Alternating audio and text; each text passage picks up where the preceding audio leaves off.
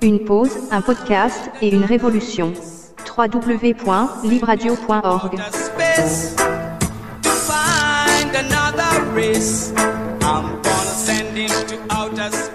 Nous sommes le mercredi 14 avril. Nous parlons aujourd'hui d'une exposition organisée par les archives contestataires, dont tout de suite je vais préciser l'adresse internet qui est la suivante: www.archivecontestataires.ch, archives contestataires au pluriel. Alors, bonjour à toi, Frédéric Deschus, tu es membre des archives contestataires, mais voudrais-tu, s'il te plaît, te présenter un peu plus en avant, un peu plus précisément? Alors, donc je m'appelle Frédéric, je suis salarié des archives contestataires, j'exerce la fonction d'archiviste, mais je m'occupe aussi de l'administration de l'association. Et qu'est-ce que je peux dire à mon sujet? J'ai une formation, ta formation d'historien, et puis j'ai pas mal travaillé dans différentes bibliothèques ou archives, et puis j'ai un intérêt assez marqué pour l'histoire du mouvement ouvrier, disons. Et ça, j'imagine que c'est ce qui justifie d'une certaine manière le fait que tu en arrives à t'intéresser à des archives contestataires. Voilà, oui. Très bien. On va d'ailleurs revenir là-dessus tout à l'heure. Ce que je te propose, c'est qu'on fasse cet entretien en deux parties. Une première qui va poser quelques jalons concernant les archives contestataires, et une deuxième partie pour parler vraiment de l'exposition qui a cours maintenant depuis 2 jours, puisque c'est à partir du 12 avril que l'exposition Affiches sauvages, mémoire militante se tient, et elle se tient à la bibliothèque de Genève, donc celle que l'on appelait la BPU. Exact. Promenade des Bastions à Genève, et on va tout de suite le dire par ailleurs, les heures d'ouverture, c'est du lundi au vendredi de 9h à 18h et le samedi de 9h à 12h. C'est au premier étage, l'entrée est libre dans la limite des règles de distanciation sociale et de distanciation sanitaire, je sais pas comment est-ce qu'on dit en fait. Je sais pas, mais en tout cas des règles. Des règles, voilà. Et que le port du masque est bien entendu obligatoire. Alors, si tu veux bien, nous allons parler quelques instants des archives contestataires. Voudrais-tu nous dire qu'est-ce que c'est en fait? Quand est-ce que ça a commencé? Quand est-ce que c'est né? Et pourquoi faire? Oui. Alors, d'abord, merci de me recevoir à l'occasion de cette exposition. On est bien content de partager ça avec la BGE. On en reparlera tout à l'heure. Donc, les archives contestataires, si on les compare avec la bibliothèque de Genève, c'est une minuscule structure qui est une association qui a été fondée en 2007, c'est-à-dire une année avant les 40 ans de mai 68, avec à l'initiative d'un certain nombre de militantes et de militants qui avaient été actifs dans le 68-69 genevois et qui pensaient que il y avait un patrimoine documentaire du mouvement de 68-69, mais surtout des mouvements qui sont issus de cette période-là, et que ce patrimoine documentaire valait la peine d'être préservé. C'est ça qui a produit en décembre 2007 les archives contestataires. On a organisé une première rencontre sur une invitation assez large pour partager cette idée qu'on avait de l'existence de ce patrimoine documentaire, en proposant aux gens d'amener un document qui leur paraissait significatif de leur militantisme de l'époque. Et puis on s'est bien rendu compte à l'occasion de cette soirée que ce patrimoine existait réellement et qu'il valait la peine de le conserver, quoi. Mmh. Donc voilà un peu l'origine de la chose. Donc ça va faire 14-15 ans que l'association existe, et puis cette intuition qu'on a eue en 2007, eh bien elle s'est très largement vérifiée, puisque aujourd'hui on doit avoir un fonds qui on n'est pas loin d'1 millier de brochures, et puis on doit avoir environ 800 boîtes d'archives. Donc ce patrimoine, il existait et on a pu l'identifier, quoi. Donc on peut dire que les dessins des archives contestataires, c'est d'une part l'archive, la mémoire, et d'autre part la visibilité, la mise à disposition de ces documents. Oui. Donc on dit toujours qu'on a trois fonctions. La première fonction, c'est la collecte, c'est-à-dire c'est d'identifier les documents et de les collecter. La deuxième fonction, c'est la préservation matérielle, puisque c'est des documents qui sont fragiles, qui sont évidemment moins fragiles qu'un incunable ou qu'un manuscrit médiéval, mais qui ont aussi leur fragilité. Si on pense par exemple aux supports sur bande magnétique, aux cassettes VHS ou cassettes audio, ce sont des supports très fragiles. Donc voilà, préservation. Et puis la troisième fonction qu'on veut remplir, c'est la valorisation, ce qu'on appelle la valorisation. Évidemment, on est les historiens parfois parlent d'histoire légitimation, c'est-à-dire qu'on est effectivement dans un processus où on essaye de légitimer l'objet des mouvements sociaux de la deuxième moitié du XXe siècle comme un objet historique, c'est-à-dire comme un objet pouvant intéresser les historiennes et les historiens. Et donc, mais évidemment, la valorisation, elle est pas seulement en direction des historiennes et des historiens, mais beaucoup plus largement des militantes et des militants d'aujourd'hui qui auraient envie d'avoir une mémoire, de reprendre contact, disons, avec la mémoire de mouvements qui ont maintenant un demi-siècle, et puis aussi en direction du public en général, quoi. Voilà. Peut-on dire que votre temps historique, c'est l'époque contemporaine? Alors, c'est même plus resserré que ça, c'est vraiment la deuxième moitié du XXe siècle. Donc nous, on s'est donné, si tu veux, la mission de conserver vraiment les documents produits par les mouvements sociaux de la deuxième moitié du XXe siècle, et probablement aussi du début du XXIe, mais en tous les cas, on conserve rien d'antérieur à 1950, parce que ce travail-là, le travail sur la période antérieure à 1950, eh bien, il était déjà fait par d'autres institutions, comme le Collège du Travail ou l'Association pour l'étude de l'histoire du mouvement ouvrier. Effectivement. Qui sont parmi, évidemment, vos interlocutrices, interlocuteurs et alliés. Oui, bien sûr, on a des contacts très réguliers et très amicaux. Également sur le fait de dire que voilà, c'est une histoire particulière qui est tout de même mise en avant, qui est l'histoire sociale. Oui, en tout cas, c'est une partie de l'histoire sociale. L'histoire sociale a une ambition probablement plus large. C'est la partie de l'histoire sociale qui concerne les mouvements, c'est-à-dire les gens qui sont déjà dans des mobilisations. Ouais.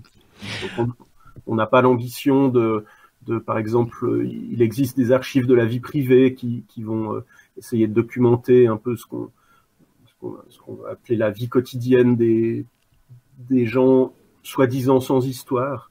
Nous, on n'a pas cette ambition-là. On cherche des traces de mouvements, d'organisation, même parfois de faible organisation. Ça peut être des groupes affinitaires ou autres, mais quand même de mouvements, c'est-à-dire de gens mobilisés, de gens qui partagent collectivement des désirs politiques, quoi. Ouais. Donc il y a cette notion de collectivité également dont vous vous occupez. Tout à fait. Très bien. Alors dis-moi, voudrais-tu nous dire quelques mots de vous, de l'équipe? Quels sont les corps de métier qui sont représentés? Y a-t-il, comme toi, des historiens, des archivistes? Est-ce que des gens qui proviennent du cinéma, des documentalistes éventuellement seraient là, des bibliothécaires? Alors, les gens qui sont actifs, donc il y a une partie du travail qui est fait de façon salariée. C'est notamment moi, mais j'ai occasionnellement des collègues. Et puis là, on est tous issus soit d'études d'histoire, soit, je dirais, d'études d'information documentaire, disons. Et puis, on a des bénévoles qui effectuent différentes tâches utiles à la valorisation. Donc ça peut être du catalogage, mais ça peut être aussi du reconditionnement ou de la numérisation de documents. On en fait un peu. On n'a pas les moyens évidemment de numériser l'ensemble de nos collections, mais on numérise un peu. Et donc là, les bénévoles, ils sont parfois issus de formations professionnelles antérieures, disons liées aux archives ou à la bibliothèque, et parfois pas. Donc voilà, l'équipe active, elle compte à peu près 6 personnes. Et puis à côté de ça, il y a un comité qui est passablement composé d'historiennes et d'historiens, il faut le dire, mais pas uniquement. C'est aussi des militantes et des militants, et puis des gens qui ont des approches plutôt artistiques, plus artistiques, disons, de l'archive. Et donc le comité, eh bien, il remplit sa fonction d'organe dirigeant de l'association, c'est-à-dire qu'il donne les grandes orientations et voilà, les lignes directrices de la vie de l'association. Mmh.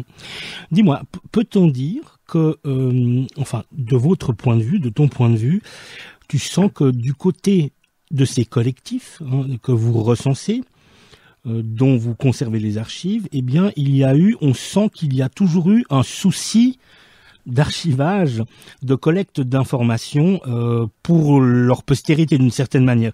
Premier volet de la question. Le deuxième volet, est-ce que toi-même, tu aurais envie de conseiller ça à des mouvements émergents actuels de très jeunes personnes comme voilà XR, la Grève Climat, des personnes comme ceci. Est-ce que toi, tu leur recommanderais d'ores et déjà de dire n'oubliez pas de garder des traces?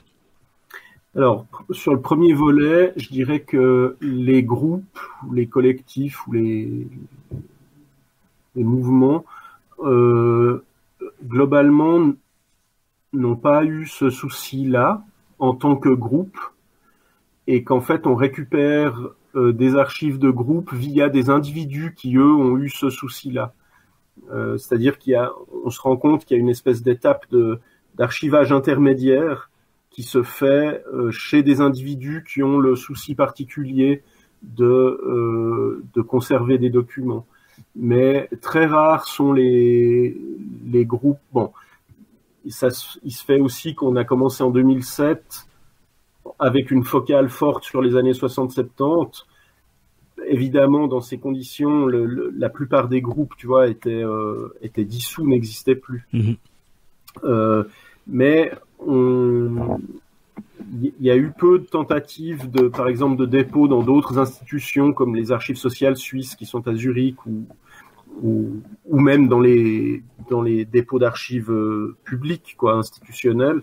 Il y a eu relativement peu de groupes qui auraient, il y en a d'ailleurs pas eu du tout, de groupes qui auraient déposé leurs archives dans ces cadres-là. Donc nous, c'est plutôt ce processus-là, c'est-à-dire que les groupes produisent des documents et certains individus dans les groupes ont le souci de les conserver. D'accord. Et puis nous, on vient après ça, au moment où ces individus qui avaient eu le souci de conserver déménagent, décèdent ou manquent d'intérêt pour ces documents qu'ils ont conservés, et à ce moment-là, on peut intervenir. Sur le deuxième volet de la question, moi, je dirais oui, évidemment, conservez vos documents. Et oui.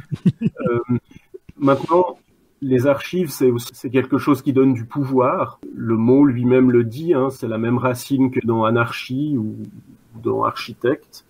C'est l'idée d'un pouvoir, d'une structuration. Je pense qu'il faut avoir un rapport assez pragmatique, et c'est tout à fait compréhensible que des groupes qui sont actifs maintenant ou qui viennent de cesser d'être actifs, disons, souhaitent conserver leurs archives de leur côté et souhaitent pas les verser dans un ensemble plus large, quoi. Et je dirais que dans ce cas-là, il faut pas hésiter à venir vers nous pour obtenir des conseils sur les manières de conserver les documents pour éviter de les abîmer, de les perdre, et pour garantir un accès à moyen et long terme, quoi. Oui. Mais en tout cas, on n'a pas une politique, disons, impérialiste, à dire il faut absolument verser chez nous, etc. C'est tout à fait compréhensible que des groupes souhaitent garder la main sur leurs archives un certain temps, parce que voilà, ça fait quand même partie de l'affirmation identitaire d'un groupe, quoi, les archives. Oui. Oui, et puis plus tard, ça nous renseigne sur des temps. Donc effectivement, l'appel est lancé à tous les mouvements, les collectifs en résistance. N'oubliez pas de constituer des archives, de garder une mémoire, parce qu'elle est utile. Et comme tu l'as dit, elle est empouvoirisante. Fred, si t'es d'accord, je vais encore te poser 2-3 petites questions concernant l'ensemble et les archives contestataires en tant que telles. Et puis on fera le focus. Est-ce que ça te convient? Très bien. Alors, le pourquoi archiver, je pense que tu l'as déjà dit, à moins que tu souhaiterais ajouter quelque chose. Les enjeux de l'archive, les enjeux de l'archive. Non, les enjeux de l'archive, c'est de pouvoir réécrire l'histoire. Quand on dit réécrire l'histoire, c'est toujours négatif. Mais en fait, l'histoire, elle se réécrit vraiment, c'est-à-dire il n'y a jamais d'ouvrage définitif en histoire. On a besoin de retourner vers les documents avec des nouvelles questions. Et ça, il n'y a que les documents qui permettent de le faire. Et je parle pas là seulement de l'histoire des historiennes et des historiens, mais c'est aussi écrire l'histoire et les interprétations de l'histoire des mouvements pour les gens qui font partie de ces mouvements. On a besoin de ce retour sur les sources, sur les documents originaux, pour pouvoir proposer à nouveau des interprétations, pour pouvoir renouveler le cadre interprétatif. Ça veut pas dire qu'il n'y a pas de vérité. Il y a indéniablement des vérités et des choses qu'on peut présenter comme connues, mais on a besoin de renouveler les perspectives d'interprétation parce que elles aussi sont sujettes à l'histoire et qu'on comprend évidemment les choses différemment après 20 ans, après 30 ans ou, comme tu disais pour la Commune, après un siècle et demi. www.archivecontestataire.ch, archives contestataires au pluriel, c'est le site internet. Donc c'est également une base de données. Est-elle publique? Et qui est-ce qui la consulte? Est-ce que ce sont principalement des anciens ou des praticiennes et praticiens présents? Est-ce également des chercheuses et des chercheurs? Qui? Une grande partie des archives qu'on conserve sont inventoriées. Donc on peut accéder non pas aux documents, parce que ça supposerait qu'ils soient numérisés, mais on peut accéder à la description des documents, ce qui permet ensuite de venir les consulter dans nos locaux. Donc ça se présente sous la forme de 2 bases de données, une base de données qui est dédiée aux archives et une base de données qui est dédiée à la bibliothèque, dans laquelle sont classés et décrits l'ensemble des publications, c'est-à-dire des livres, des brochures et des périodiques, des journaux. Alors qui consulte? C'est un mélange, je dirais, entre des étudiantes et des étudiants qui sont souvent qui travaillent sur des travaux de master, donc plutôt des étudiantes et des étudiants en histoire, et puis également occasionnellement des groupes de militants qui viennent voir ce qui a été fait antérieurement dans tel ou tel autour de telle ou telle question ou problématique politique. Donc on a un peu un mélange de ces deux catégories de lectrices et de lecteurs. Géographiquement, les archives qui constituent votre collection, jusqu'où s'étendent-elles? Est-ce que ça reste d'un caractère, disons, local, régional, ou est-ce que ça touche également l'international? Non, alors c'est résolument régional. C'est quand même très centré sur Genève, il faut le dire. C'est pas absolument une volonté. Ça va avec la collection des documents, j'imagine. C'est ça, c'est-à-dire que la collecte se fait un peu par capillarité et par interconnaissance, et donc c'est ce qui explique ce biais genevois. Sachant aussi quand même que sur le plan national, il y a les archives sociales suisses qui sont donc à Zurich, qui ont une mission de la part de la Confédération de collecter ce même type d'archives, mais au niveau national. C'est-à-dire pour les groupes de niveau national. Donc, par exemple, ça peut être admettons un comité référendaire national sur, je ne sais pas, la loi, la modification du code pénal en 82, ce genre de choses. Donc, pour toutes les organisations de niveau national, mais qui sont plutôt rares en Suisse du fait de la structure politique de notre pays, les archives sociales suisses ont la mission de conserver ces documents. Donc nous, on remplit un rôle plus régional, quoi. On va évidemment citer le CIRA, avec lesquels je suppose que vous avez des choses en commun, donc le CIRA, le Centre international de recherche sur l'anarchisme à Lausanne. Voilà, alors le CIRA, lui, a une mission, s'est donné, lui, une mission d'ampleur internationale. Ses collections sont véritablement internationales, même s'il a aussi évidemment des collections régionales. Mais c'est un des plus importants centres spécialisés dans l'anarchisme au niveau international. Ouais. En quelques mots, une archive, c'est quoi ? Et puis ensuite, comment est-ce qu'on l'a ? Eh bien, j'aimerais qu'on revienne en quelques mots sur les rôles que tu énonçais tout à l'heure. Une archive, c'est quoi ? Comment est-ce qu'on la détecte ? Comment est-ce qu'on la classifie ? Comment est-ce qu'on la conserve ? Et comment la mettons à disposition ? La définition d'une archive, c'est pas si facile. Moi, j'ai tendance à dire, la définition que je donne souvent, c'est de dire que c'est un document dans son contexte de document. C'est-à-dire que quand on emprunte un livre à la bibliothèque, on emprunte juste un livre. Et puis, il vaut parce qu'il est, il a un titre, une couverture et un contenu. Et ça suffit comme ça. Les archives, ce qui fait une archive, c'est que c'est un document qui vient avec beaucoup d'autres documents. Et que, donc, on est dans quelque chose qui est plus de l'ordre de la série que de l'ordre de l'unique ou de la pièce. Et donc, quand on décrit un fonds d'archives, on va décrire des grandes séries. Si c'est une association, par exemple, on aura la série des procès-verbaux du comité, la série des procès-verbaux de l'Assemblée générale, la correspondance, etc. Voilà, c'est ça qui qualifie un peu l'archive, c'est le document dans son contexte documentaire. Donc la description ou la classification, eh bien, elle utilise cette propriété-là, cette définition-là, et on essaye le mieux qu'on peut de restituer le contexte documentaire, c'est-à-dire d'expliquer comment les documents étaient assemblés les uns avec les autres, comment ils étaient rangés, pourquoi ils ont été rangés ensemble, qui s'est occupé de les ranger de cette façon, de les collectionner, de les conserver. Donc on essaye de restituer aussi une histoire de la collection ou du fonds auquel on a affaire. Peut-être pour être plus concret, je vais prendre un exemple.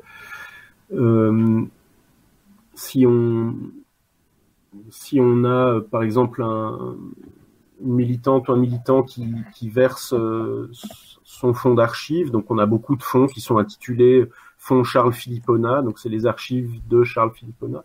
Donc on va expliquer qu'elles ont été conservées par Charles Philippona et que ça retrace probablement son parcours militant, donc les différents groupes auxquels il a appartenu, etc. Et puis dans une autre configuration possible, c'est que ce soit une organisation ou un groupe qui nous verse ses archives. Par exemple, on a récemment reçu les archives du Centre de contact Suisse Immigré.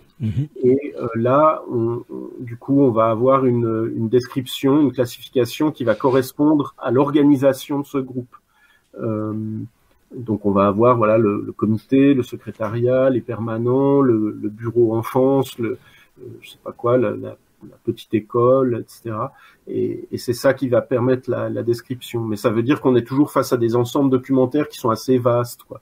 Le fond du CCSI, du Centre de contact Suisse Immigré, par exemple, c'est de l'ordre de la centaine de boîtes, quoi. Ouais. Et alors voilà, vous les classifiez avec des cotes, etc., comme une bibliothèque d'une certaine manière, je suppose. Et puis comment est-ce qu'on les conserve ? Est-ce que là est-ce que vous changez de support ou pas ? Alors, tout ce qui est papier, a priori, n'est pas numérisé, sauf si on nous le demande. Ou si nous, on a de l'intérêt à le faire parce qu'on va organiser une action de valorisation et que ça nous arrange de pouvoir mettre les choses en ligne, puisqu'aujourd'hui, on peut plus se rencontrer. Ce qui est papier, c'est conservé sur support papier, mais on prend des mesures qui sont la conservation dans du papier non acide, parce qu'il faut savoir que le papier, à partir disons, du premier quart du XXe siècle, il contient un certain nombre de substances qui provoquent sa propre destruction. Donc il va s'acidifier et puis peu à peu il va s'autodétruire. Et il va acidifier aussi les éléments métalliques qui parfois sont liés, donc les agrafes, les trombones, qui vont rouiller et puis laisser des traces de rouille assez importantes sur le papier. Donc là, on prend des mesures pour contrer ce phénomène d'acidification.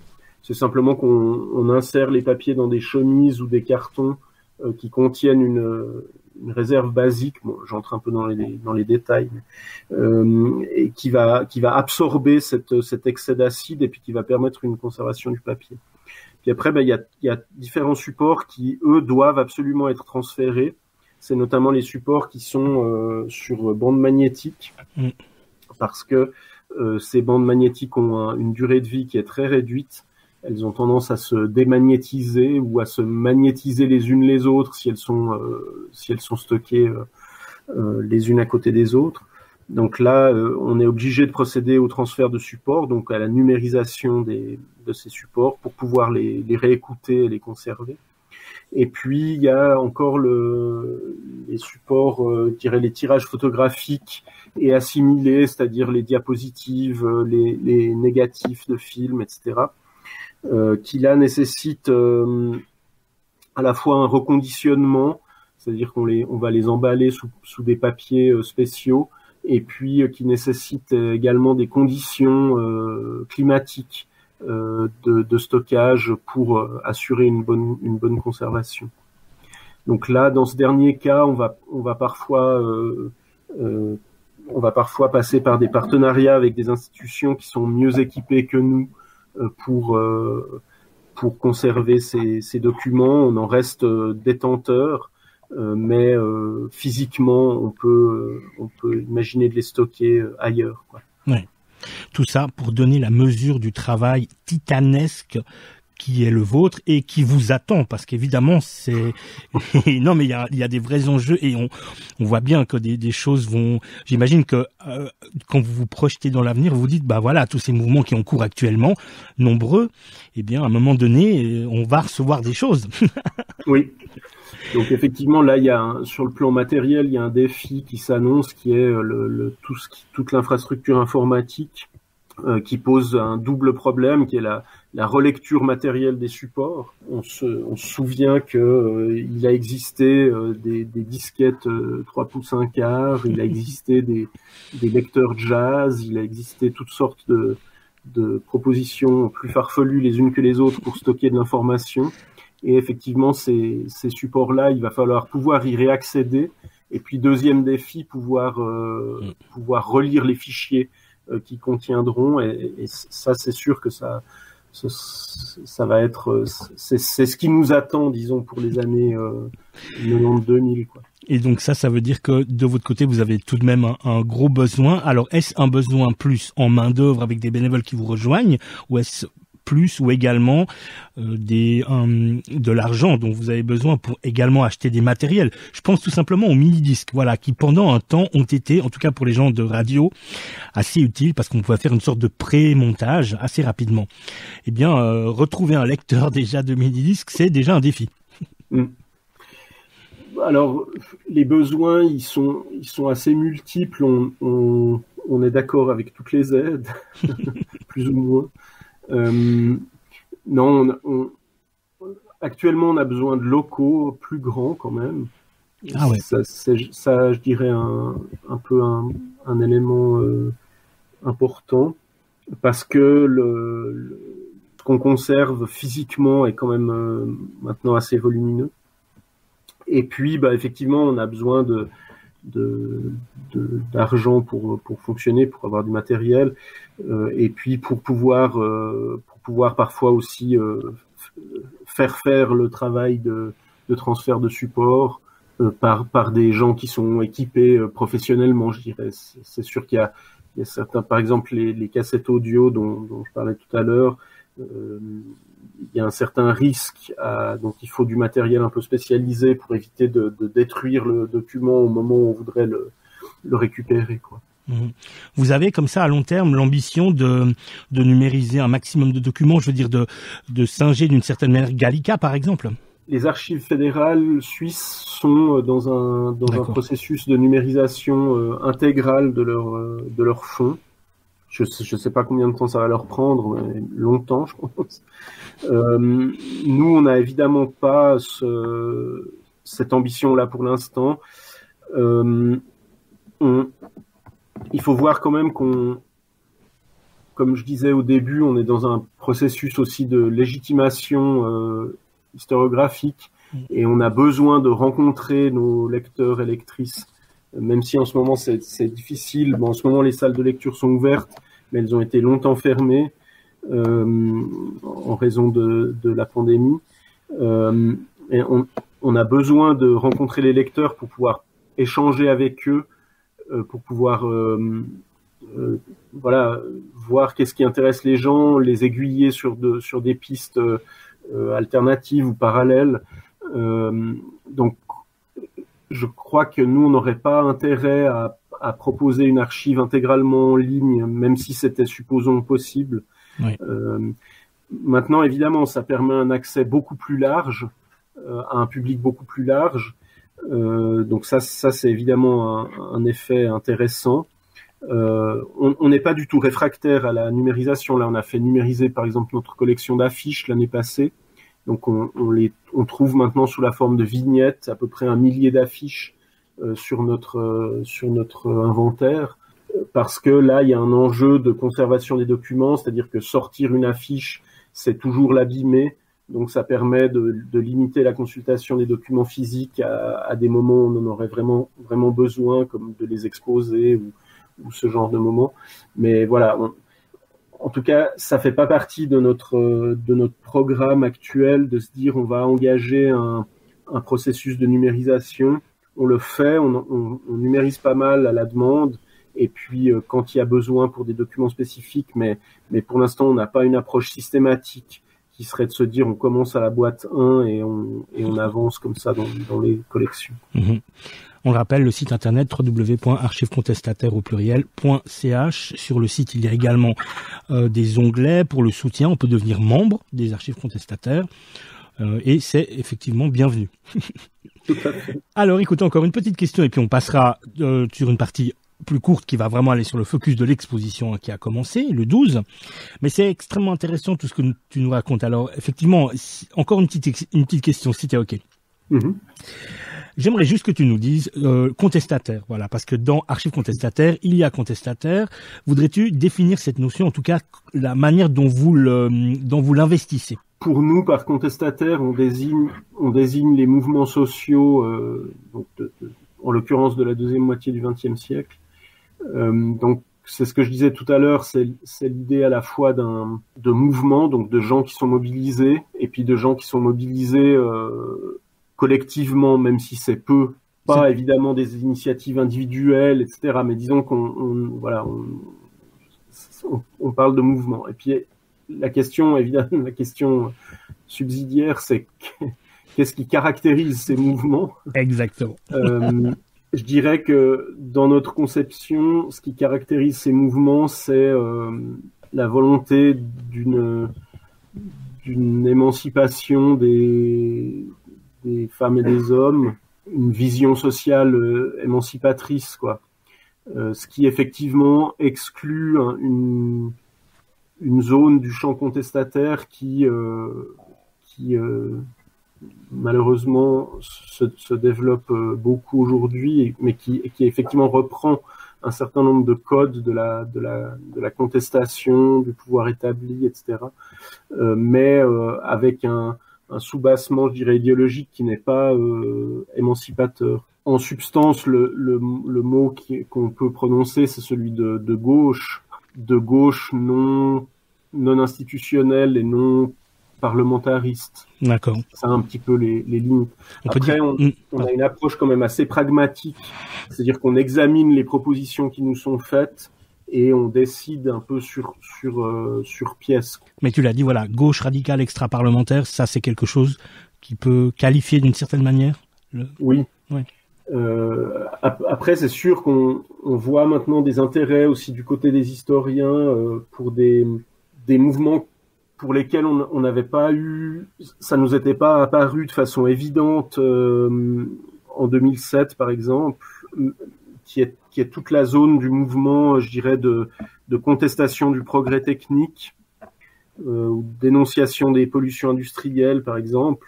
Donc évidemment, on a très vite eu les archives de Contre-Atome, donc des mouvements antinucléaires, aussi de sortir du nucléaire, de l'Association pour l'appel de Genève, qui est aussi un groupe antinucléaire. Il y a par exemple toute une zone inexplorée autour d'un groupe qui s'appelait l'Institut de la vie, qui était un groupe de contestation du progrès technique et des nuisances de la société industrielle. Et c'est vrai que toute cette zone-là, qui fait pas partie de la gauche de généalogie ouvrière, disons, évidemment, elle fait pour nous partie aussi de notre champ de collecte, de même que toute la zone, je dirais, contre-culturelle, même si le terme contre-culture est parfois contesté, c'est-à-dire toute l'émergence des mouvements autour de la musique rock, de la revendication de lieux de vie et de sorties nocturnes, de lieux de fêtes nocturnes. Ça fait partie également de nos territoires possibles de collecte. On vient de rentrer les archives d'un groupe qui s'appelait Changer, qui était un groupe qui a organisé dans les années fin 70-80 des concerts rock à un moment où il n'y avait pas de lieu pour ça à Genève. Ça nous semble faire partie de ces mouvements sociaux dont on veut conserver le patrimoine, quoi. Dernière question, mais c'est une question optionnelle. Tu y répondras si tu sens qu'elle est pertinente, sinon je la couperai. Alors, actuellement, on est dans cette situation compliquée, complexe, de laquelle on espère sortir le plus rapidement possible. Dans quelques années, on aura peut-être cette distanciation critique et on pourra se retourner vers qu'est-ce qu'on fait actuellement.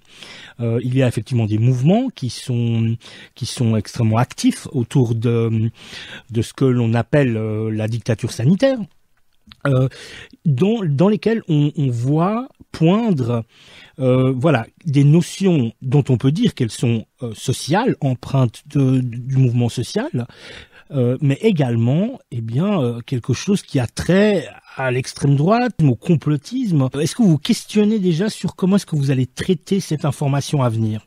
C'est une question qui revient pratiquement à chaque fois que j'ai l'occasion de parler des archives. Ça va nécessiter du recul, parce que la situation dans laquelle on est maintenant, elle a une généalogie, et que par exemple, on prendra pas les archives du Parti des automobilistes, bien que le Parti des automobilistes se voit sans doute comme contestataire. Même le Parti Vigilance, tu vois, qui démarre à Genève autour de la contestation d'une pièce de théâtre sur Necker, le banquier, c'est vécu probablement au moment où il a été constitué comme un mouvement contestataire. C'est sûr que nous, on n'archivera pas, en tout cas, on n'archive pas. Peut-être que je serai plus là dans 10 ans et que les gens prendront d'autres décisions, mais actuellement, on n'archive pas les documents de ces mouvements-là, parce qu'on estime que justement ils ne participent pas à une vision émancipatrice de l'être humain. Mais c'est une question qui est très pertinente et qui évidemment nécessitera vraisemblablement des ajustements et aussi des questionnements par rapport à l'objectif d'archives de la société. C'est-à-dire que si on prend au sérieux l'idée que les archives d'État ne sont pas que les archives de l'État, mais aussi les archives de la société, alors que faire de ces mouvements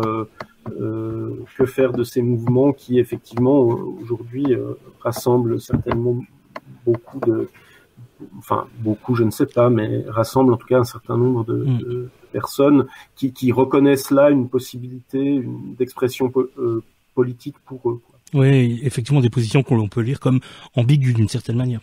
Ah oui, pour le moins. Oui, très bien. Frédéric Deschus, merci beaucoup. C'est la fin de la première partie.